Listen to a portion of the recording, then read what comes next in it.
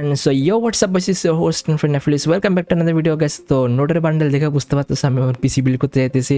তো গাইস এই পিসিটা আমার অনেক শখের, পিসিটা অনেক শখ করে বানাইতেছি। তো গাইস দেখতে পাচ্ছেন এখানে হচ্ছে আমার এসএসডিটা আছে এন্ড এর নিচে হচ্ছে আমার কুলারটা আছে। তো এই পিসি বানাতে কিন্তু গাইস আমার খবর হয়ে গেছে, কেন আমার অনেক ওয়েট করতে হয়েছে। এন্ড এখানে দেখতে পাচ্ছেন যে আমার যে পাওয়ার সাপ্লাইটা আছে, তো এখন হচ্ছে গাইস আজকে আমরা আমাদের প্রসেসর, র্যাম এন্ড মাদারবোর্ড নিতে যাইতেছি। তো এখানে গাইস দেখতে পাচ্ছেন টাকার বান্ডিল। তো গাইস আমরা এখন চলে যাব। তো গাইস দেখতে পাচ্ছ আমরা কিন্তু আসি গেছি দোকানের মধ্যে এখানে আমার বিল্ডার ফ্রেন্ডে হচ্ছে যে আমার পৌঁছিতেছে। অ্যান্ড এই হচ্ছে গেছে আমার প্রসেসর অ্যান্ড র্যাম অ্যান্ড আমার প্রাণপ্রিয় মাদারবোর্ড, যেটার জন্য আমি এতদিন ওয়েট করছি। তো গাইস দেখতে পাচ্ছ এখানের মধ্যে হচ্ছে যে আমার যে দোকান থেকে আমি কিনতে গেছি ওনারাই হচ্ছে এটা রেকর্ড করতেছে, মানে ওনারা হচ্ছে ওনাদের পেজে দেওয়ার জন্য হালকা করে রেকর্ড করতে, তো ওকে বলতেছে আনবক্স করার জন্য। তো বিষয়টা হচ্ছে গেছে আমি আমার মাদারবোর্ডের জন্য যে কি ওয়েট করছি, আমার প্রায় 7 তারিখ মাদারবোর্ড হাতে পাওয়ার কথা ছিল, বাট আমি পাইছি অলমোস্ট 19 তারিখ আইসা মেবি। বাট অ্যাকচুয়ালি আমার এই মাদারবোর্ডটা নেওয়ার কথা ছিল না, আমার একটা আসুসের একটা মাদারবোর্ড নেওয়ার কথা ছিল। বাট ভাই মাদারবোর্ড বাংলাদেশে মানে পাইতেছি না, তো লাস্টে হচ্ছে না পারতে এই asrock-এর স্টিল লেজেন্ডস মাদারবোর্ডটা নিছি। বাট অবশ্যই এটা কোনো দিক থেকে যে মাদারবোর্ডটা নিচ্ছিলাম ওটার থেকে খারাপ না, এটা হচ্ছে জাস্ট লুক ওয়াইজ একটু অন্যরকম, দ্যাটস ইট। বাট মানে ফুল পিসি বিল্ড কমপ্লিট করার পরে এটা কিন্তু গেছে আসলে খারাপ লাগে না, আমার থেকে অনেক জোশ লাগছে।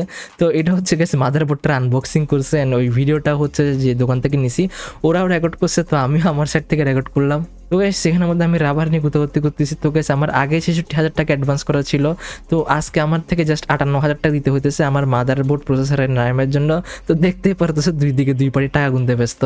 তো গাইস অবশেষে গাইস আমরা আসি গেছি গাইস, আজকে একটু রাত হয়ে যায় কারণ সেখানে আমি গেমিং চেয়ার অর্ডার করতেছিলাম। তো এখানের মধ্যে আমার ফ্রেন্ড হচ্ছে আমার কেসিংটা বাইর করতেছে অ্যান্ড এখানের মধ্যে মাদারবোর্ড হিসেবে আমরা নিছি যে asrock-এর steel legends Z790 wifi and আমরা র্যাম হিসেবে ইউজ করছি যে ট্রাইডেন্ট Z5 RGB, যেটা হচ্ছে 6400 মেগাহার্স। অ্যান্ড প্রসেসর হিসেবে আমরা নিছি যে ইন্টেল i9 3900KF। অ্যান্ড আমরা যেটা কুলার ইউজ করতেছি কুলারটা হচ্ছে যে লিয়ানলি গ্যালাহার্ড কুলার অ্যান্ড আমরা এসডি হিসেবে নিয়েছি স্যামসাং 980 Pro।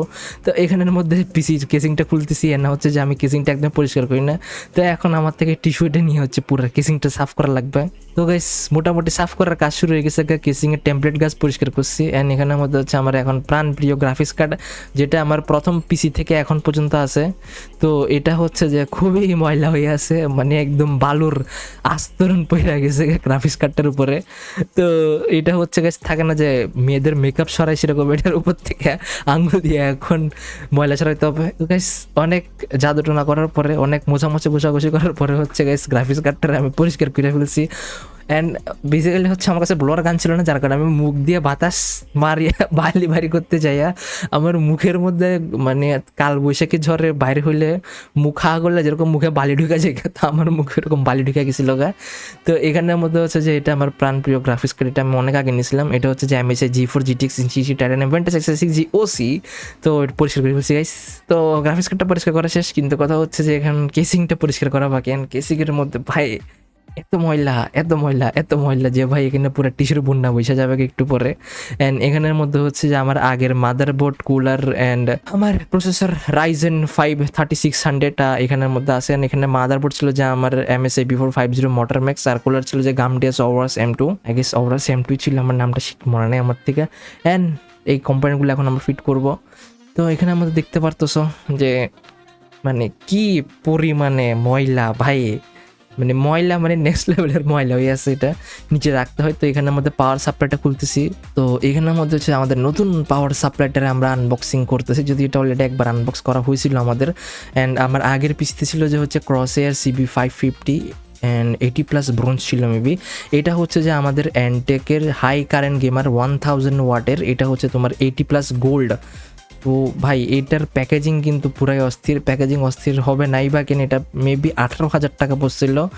অ্যান্ড দেখতে পারতেছো উপরে হচ্ছে টিপটাই দেওয়া আছে, এগুলো হচ্ছে পরে দিয়ে কেবল টেবল যেগুলো আছে ওগুলো পিছনে লাগাইতে প্রয়োজন হয়। তো এখানের মধ্যে আমার ফ্রেন্ডে আমারে বলতেছে, তো অনেক ইংলিশে কথাবার্তা বলতেছে সে।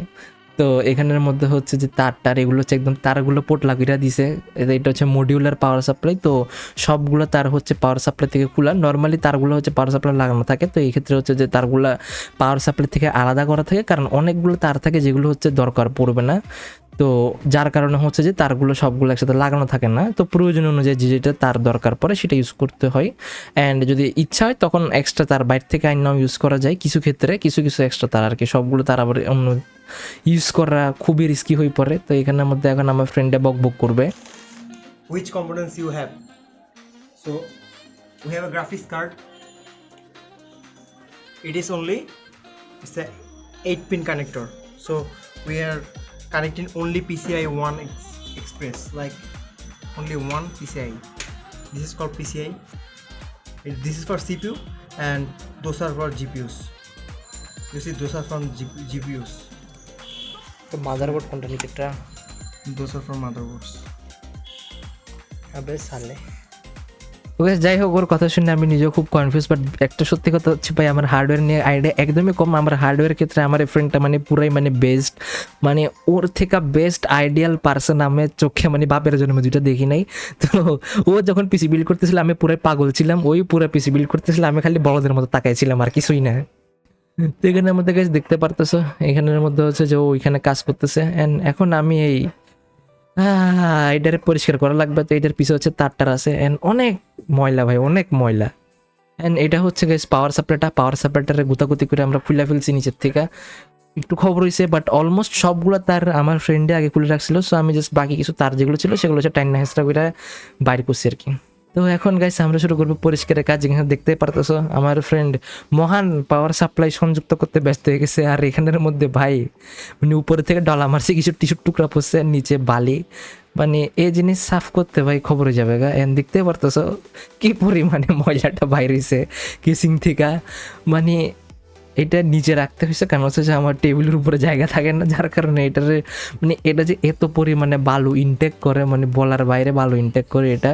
তো এটা হচ্ছে যে আমার নিচে পাওয়ার সাপ্লাইয়ের যে ট্রেটা থাকে ওইটা, নিচের পাওয়ার সাপ্লাইয়ের ট্রের মধ্যে হচ্ছে যে প্রচুর পরিমাণে বালু। তো কী পরিমাণে যে বালু অ্যান্ড কী পরিমাণে যে ময়লা যে টানছে এটা নিচের থেকে বাতাস, তো দেখতে পাচ্ছে একটা পরিষ্কার একটা টিস্যু পুরাই ময়লা গেছে গা। তো এখানের মধ্যে হচ্ছে আমার ফ্রেন্ড হচ্ছে যে প্রসেসরটারে আনবক্সিং করতেছে। তো অবশেষে আমি আমার প্রসেসরটারে পাইতেছি।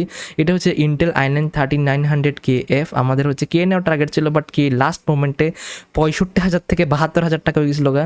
তো যেটা কেএফটা হচ্ছে আমরা 62,000 টাকা পাই গেছি, যেহেতু আমার থেকে গ্রাফিক্স কার্ড আছে, সো আমার থেকে এটার প্রয়োজন ছিল না, যার কারণে আমি কেএফটাই পারচেস করছি আমার নিড অনুযায়ী।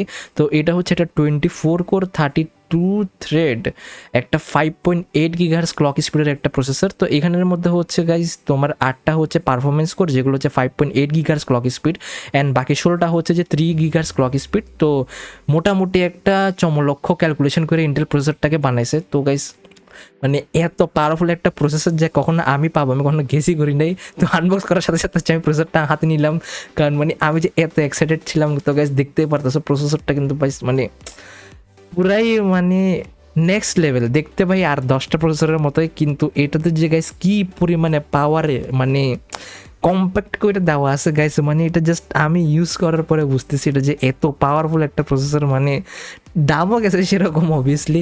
আমার আগের প্রসেসরটা ছিল 6 কোরের একটা 6 কোর 12 থ্রেড, ওটার ক্লক স্পিড ছিল 4.2 GHz। তো ওটার দাম পড়ছিল অ্যারাউন্ড 14,000 টাকা। তো এটা হচ্ছে 24 core 32 thread and 5.8 GHz clock speed. তো এটার জন্য 62,000 টাকা গুণ লাগছে আমার থেকে। অবভিয়াসলি এটা পাওয়ারফুল হবেই। তো গেছে দেখতে পাচ্ছি সেটা হচ্ছে গেছে আমরা এখন DDR5 এই মাদারবোর্ডটার মধ্যে গেছে এটা এখন কানেক্ট করে ফেলতেছি এটা আমরা। তো আমার ফ্রেন্ডটা হচ্ছে যেটা লাগাইছেন টাস করে এই উপরে ব্ল্যাক প্যাডটা ফাইটা উঠে গেছে গা। তো এটা এরকম সিস্টেমে ফাইটা উঠে এটা, অ্যান্ড এটা হচ্ছে এখন আমরা এখানে আমাদের সিকিউর করতেছি এটা। অ্যান্ড দেখতে পারতেছো এটা কিন্তু সিকিউর করা হয়ে গেছে গা। অ্যান্ড এখান থেকে হচ্ছে এটা ছুটে আসছে, এটা সব মাদারবোর্ড এরকম থাকে। তো প্রসেসরটা লাগানোর পর হচ্ছে এটা ছুটে আসে আর কি সেখানে। তো দেখতেই পারতেছো ইন্টেল i9-3900KF, মানে এটা হচ্ছে যে এখন হচ্ছে 2023 এখন জুন মাস এখন। তো এই টাইমে হচ্ছে যে এটা ইন্টেলের ফ্ল্যাগশিপ একটা প্রসেসর।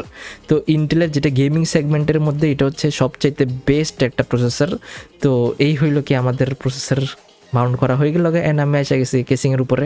গাইস কেসিং এর উপর আসার পর দেখতে পারতেছি এখানে কি পরিমাণে ময়লা, একটা ডলা মারমু এন্ড জঘন্য অবস্থা। তো গাইস এখন হচ্ছে গাইস আমি আমার যে এসএসডিটা আনবক্স করবো। এসএসডি হচ্ছে যে একটা স্যামসাং এর এসএসডি গাইস। দেখতে পাচ্ছ গাইস এসএসডিটা বাইরে করে ফেলছি আমরা, খুব সুন্দর করে এসএসডিটা প্যাক করা আছে এখানের মধ্যে। তো এসএসডিটার উপর থেকে বাক্সটা খুললাম এন্ড এসএসডিটা কিন্তু গাইস অনেক ভারী ছিল।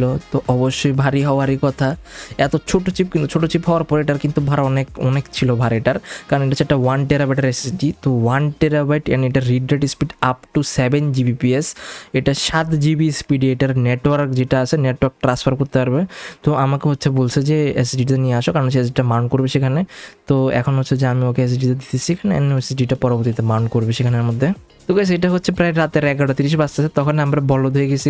তো বিষয়টা এমন হয়েছিল যে আমার যে কুলারটা আছে, কুলারটা আমি উপরে মাউন্ট করতে গেছি, বাট আমার উপরে একটা পাওয়ার সাপ্লাইয়ের কেবলের কারণে কুলারটা কিছুতেই ফিট করতে পারতেছিলাম না, আমরা বলদ হয়ে গেছি।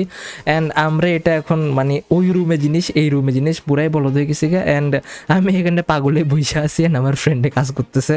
অ্যান্ড পরের দিন গাইস দুপুরবেলা হয়ে গেছে তো আমার ফ্রেন্ড আসছে, কারণ এর আগের দিন রাতে তো আমরা কমপ্লিট করতে পারি নাই, কারণ হচ্ছে যে কুলারটার উপরে মাউন্ট করা পুরো ইম্পসিবল ছিল।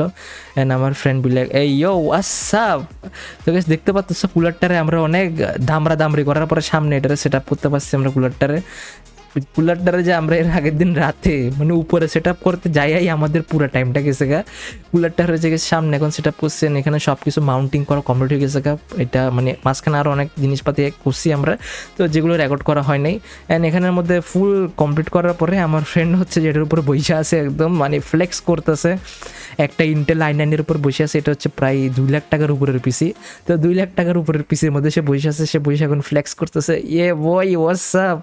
তো এগুলো হচ্ছে যে মানে থাকে না যে পুরস্কার বিতরণীতে আমাদেরকে স্কুল লাইফের মধ্যে হচ্ছে আমাদেরকে হাতের মধ্যে প্লেট ধরা দিত, তো এখানের মধ্যে আমার ফ্রেন্ড ঠালগায় আছে। তো এটার ওজন কিন্তু অনেক বেশি, তো যার কারণে হচ্ছে যে ওর খবরে যাইতেছে এটা। তো এখন হচ্ছে যে মানে বুঝতে পারতেছে কি করছে। তো এখন হচ্ছে গেছে এটা কিন্তু আমরা পিসিটার অন করে ফেলছি। তো পিসিটার গেছে লাইট দেখতে পারতেছো তোমরা, মানে পুরাই একদম মানে অন করার পরে পুরাই একটা অন্য রকমের ফিল আসছে, সেটা বলা যাবে না, মানে বলার বাইরে। মানে জাস্ট ফিলটা ভাই অন্যরকম ছিল, ঠিক আছে। মানে RGB কালারগুলো যে এত সুন্দর মানে আমি এক্সপেক্ট করতে পারি নাই। হয়তো আসুসেরটা না নিয়ে হয়তো অ্যাসরকেরটা নেওয়াই হয়তো I guess it was a good thing, কারণ হচ্ছে যে অ্যাসরকের RGB কিন্তু অনেক জোস, অনেক নিচেও জ্বলে উপরেও জ্বলে। আমার কিন্তু ফার্স্টে রাইজেনের বিল্ডার ইচ্ছে ছিল, তো ওই টাইমে কিন্তু গাইস আমি হচ্ছে যে এই অ্যাসরকের মাদারবোর্ড নিতে চেয়েছিলাম স্টিল লেজেন্সের, বাট অনেক ঝুটকি ঝামেলা, নেওয়ার কথা ছিল রাইজেন, তো আমরা নিয়ে ফেলছি ইন্টেল। অনেক লম্বা চড়া কাহিনী। তো গাইস দেখতে পাচ্ছ এখানের মধ্যে হচ্ছে আমার বিলটা। তো গাইস মানে RGB কালারগুলো গাইস মানে একদম ফাইটা উঠতেছে, মানে দেখার মতো। এটা ভিডিওতে কিরকম লাগতেছে আমি জানি না, বাট কথা হচ্ছে গাইস সামনে দেখলে গাইস তোমাদের মানে পুরাই একদম অন্য রকম একটা ফিল আসবে গাইস। মানে এত সুন্দর করে RGB কালারগুলো জ্বলে, মানে একে তো জিনিসটা পাওয়ারফুল, মানে গাইস একদম নেক্সট লেভেল পাওয়ারফুল। এর উপরে এটা লুকসটা গাইস পুরাই অসাম। তো গাইস আমার যদি গাইস পিসিটা অফ থাকা অবস্থায় লাইটগুলো কম জ্বলে, চাইলে লাইটগুলো অফও করে রাখা যায়। তো হচ্ছে যে পিসিটা এখন অফ অবস্থা আছে, তো পিসিটা হচ্ছে গাইস এখন আমি অন করব। তো একটা বাটন ক্লিক করলে কিন্তু এখানের মধ্যে পাওয়ার আসবে, দেন ফুল পিসিটা গাইস অন হয়ে যায়। তো অবশেষে গাইস মানে অনেক ওয়েট করা লাগছে। তো এই পিসি বিল্ড করতে ভাই আমার খবর হয়েছে, তো আমার ফুল সেট আপের প্রাইস মেবি 2,47,000 টাকা। মানে ফুল সেট আপ বলতে হচ্ছে যে পিসি মনিটর কিবোর্ড রাউটার সবগুলো মিলে হচ্ছে আমার প্রায় 2,47,000 টাকার মতো খরচ। তো এটা হচ্ছে গেছে এই পিসিটা বানানো আমার অনেক শখ ছিল ইন্টেলের একটা প্রসেসর দিয়ে বানানো। আসলে ইন্টেলের প্রসেসর দিয়ে বানানো ছিল না, ছিল রাইজেনের প্রসেসর দিয়ে বানানো। বাট অ্যাকচুয়ালি কথা হচ্ছে একটা হাই এন্ড পিসি বিল্ড করার আমার অনেক ইচ্ছা ছিল। তো অ্যাট লাস্ট হচ্ছে যে এত পাওয়ারফুল একটা 24 কোর 32 থ্রেডের একটা যে প্রসেসর দিয়ে বানাতে পারছে, এটাই মানে আমার জন্য অনেক বেশি। তো গাইস ভিডিওটা ভালো লেগে থাকলে অবশ্যই এটা লাইক করে দিবা, and see you guys in the next video. Till then it's host of নেফলিস, গুড বাই।